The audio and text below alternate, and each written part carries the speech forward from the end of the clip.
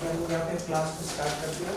सबसे पहले हम लोग जो डिस्कशन कर रहे थे वो लॉग का डिस्कशन कर रहे थे, और आज की 2 क्लासेस जब हो रही तो उसके बाद आपके पास होमवर्क आएगा, वो होमवर्क आपको करना होगा, ठीक है। तो सबसे पहले ये भी ध्यान दीजिए कि जो होमवर्क होता है वो आपके ग्रुप में भी आ जाता है, और वो ग्रुप में जो होमवर्क होता है इसका मतलब ये नहीं होता है कि उसको एक ही दिन में आपको करना है।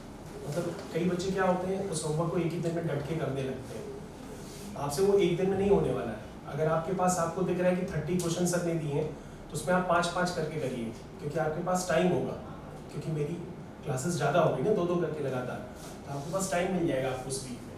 तो आपको इस वीक में पूरा टाइम है उस होमवर्क को कंप्लीट करने का। अगर आप सोचेंगे कि हम होमवर्क एक ही दिन में पूरा डट के कर लें तो वो होगा नहीं आपसे, इसलिए धीरे धीरे किया करिए उसको।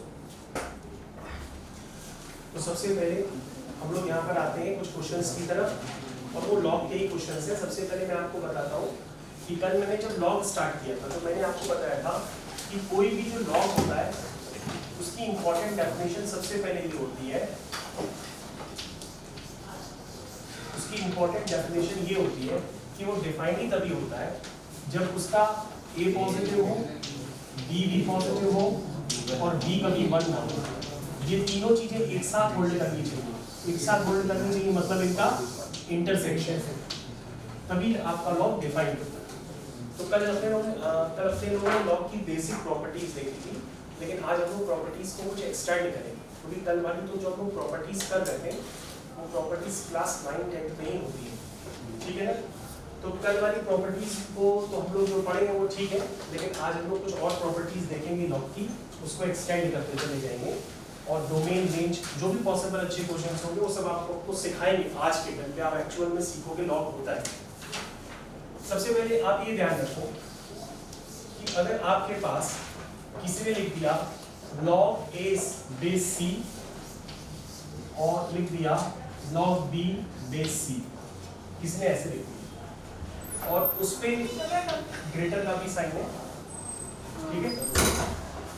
मतलब log को हम एक्सप्रेस कर रहे हैं इन टर्म्स ऑफ इनइक्वालिटीज। हमने लिख दिया log A is greater than log B।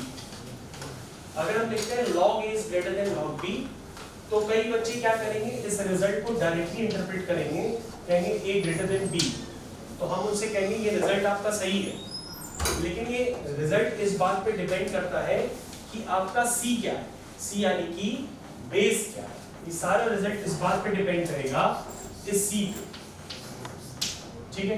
तो ये जो C होता है इसको हम लोग बेस कहेंगे, इसकी प्रॉपर्टी होती है या तो ये बेस 1 से बड़ा होगा या तो बेस ये 0 से 1 के बीच का होगा।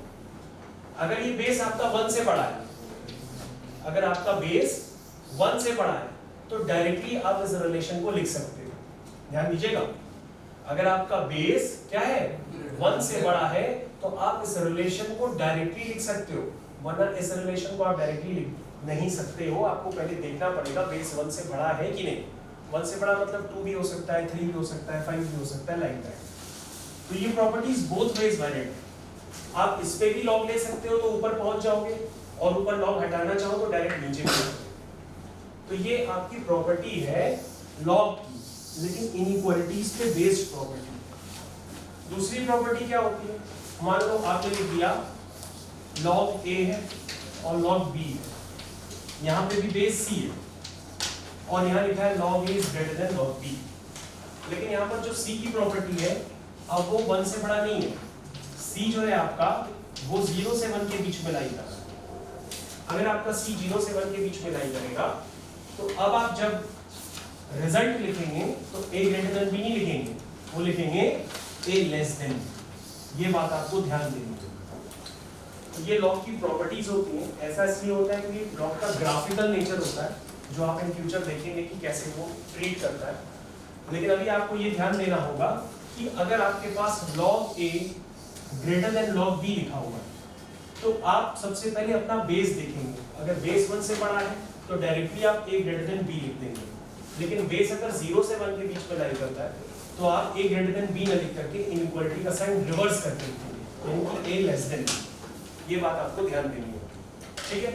तो मैंने आज इनइक्वालिटीज के टर्म्स में लॉग की 2 प्रॉपर्टीज और भी आपको इंट्रोड्यूस की हैं जो डिपेंड करती हैं उसके बेस पे। तो इस बात को आप पहले कॉपी में लिखिए, फिर आप धीरे धीरे सीखेंगे वो। सर सेकंड में बोथ साइड वैलिड नहीं? हाँ, सेकंड में भी बोथ साइड वैलिड है, ठीक है।